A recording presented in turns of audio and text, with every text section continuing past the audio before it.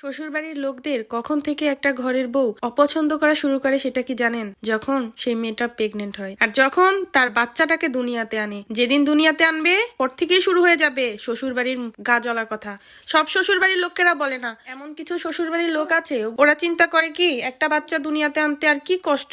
এরা তখন বা ছেলের বউর সামনে তখন তাদের বাচ্চা হওয়ার গল্পগুলো বলবে। আমার বাচ্চা হয়েছে 1 ঘন্টা পর আমি ঘরের সব কাজ বাজ করছি।